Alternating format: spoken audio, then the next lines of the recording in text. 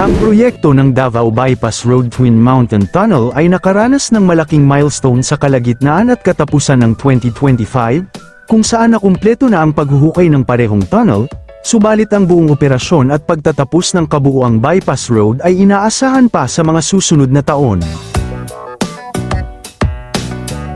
At bago natin ituloy, kung ikaw ay bago pa lang sa aking YouTube channel ay huwag kalimutan mag-subscribe at i-click na rin ang bell icon para lagi kang updated sa mga bago kong upload video. Ang 2.3 kilometro na Twin Tube Mountain Tunnel, na itinuturing na pinakamahaba sa Pilipinas, ay ganap ng konektado o nabutas mula sa magkabilang dulo. Ang northbound tunnel ay nakumpleto ang paghuhukay noong April 2025, ang southbound tunnel ay nakamit ang breakthrough noong August 29, 2025.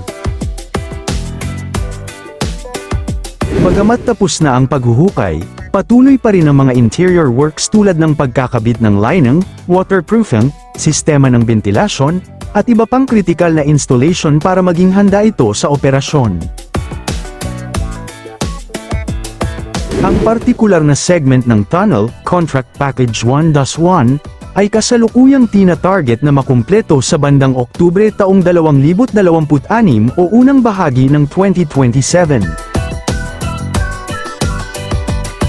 Ang buong 45.5 kilometro na Davao City Bypass Project, na binubuo ng 6 na contract packages, ay inaasahang matatapos sa taong 2028. Kapag natapos, babawasan ng bypass road ang oras ng biyahe sa pagitan ng Sirawan sa Torol at JP Laurel sa Panabo City mula halos 2 oras pababa sa humigit kumulang 49 na minuto. Ang proyekto ay pinopondohan sa pamamagitan ng Official Development Assistance o ODA, loan mula sa Japan International Cooperation Agency JICA at counterpart funding mula sa gobyerno ng Pilipinas. Ang konstruksyon ay opisyal na nagsimula noong December 2020 sa panahon ng pandemya ng COVID-19, sa ilalim ng Build Build Build program ng dating Pangulo na si Rodrigo Roa Duterte.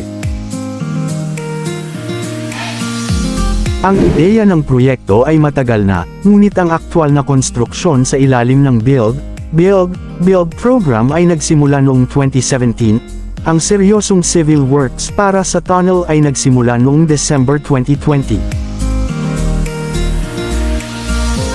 Bagamat kumpleto na ang paghuhukay, nagpapatuloy pa rin ang iba pang civil works at installation ng kagamitan. Ang buong Package 1-1, kung saan kabilang ang tunnel, ay may overall accomplishment rate na humigit kumulang 61% at inaasahang matatapos sa October 2026.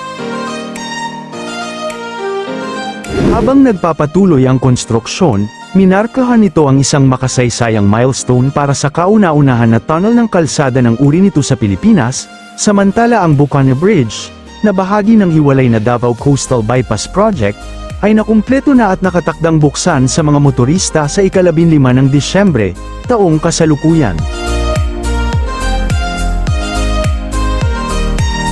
Ang 1.3 kilometrong, 4 na linyang tulay na ito ay isang mahalagang bahagi ng mas malaking Davao City Coastal Bypass Road Project. Kapag ganap na itong nagamit, ang karaniwang 2 oras na biyahe ay mababawasan na lang sa 20 hanggang 25 minuto, na makakatulong para mapabilis ang daloy ng trapiko at mapalakas ang ekonomiya sa rehiyon. Ang proyekto, na nagkakahalaga ng 3.126 billion pesos, ay pinondohan sa pamamagitan ng Official Development Assistance, ODA, grant mula sa bansang China at isinagawa ng China Road and Bridge Corporation, CRBC. Walang gastos ang City Government of Davao, walang gastos ang Pilipinas para tayo magkaroon ng bridge na yon.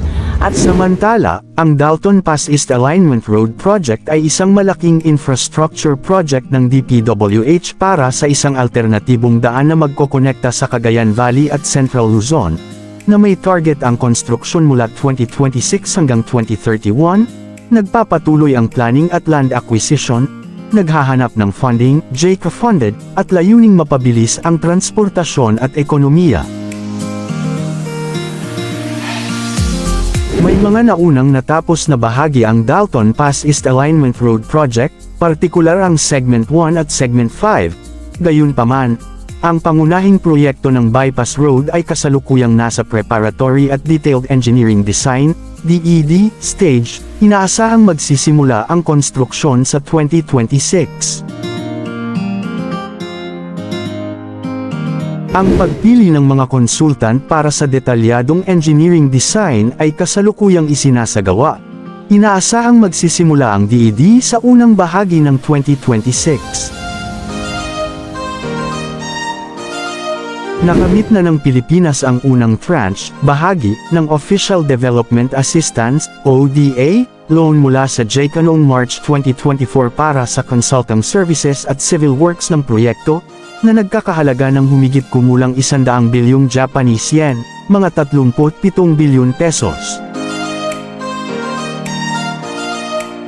Ang 23 kilometrong, 4 na lane na bypass road ay magsasama ng mga modernong infrastruktura tulad ng mahigit 6 na kilometro ng tunnel sections at ilang tulay.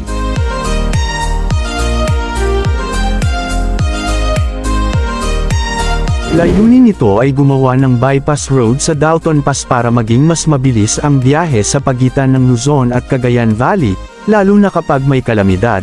Mag-uugnay sa Tayabú, San Jose, Nueva Ecija at Aritao, Nueva Vizcaya, 23 kilometro, 4 na lane road na may twin tunnel 6.1 kilometro at 10 tulay 5.8 kilometro.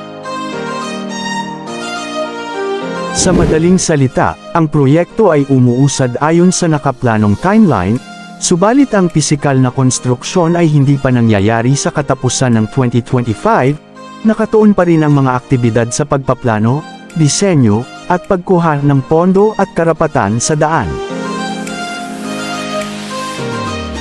Ang pangunahing layunin ng proyekto ay magbigay ng alternatibong ruta sa kasalukuyang Dalton Pass, na madalas isara dahil sa mga sakuna tulad ng landslides at bagyo, upang mapabuti ang konektibidad sa pagitan ng Central Luzon, Nueva Ecija, at Cagayan Valley, Nueva Vizcaya.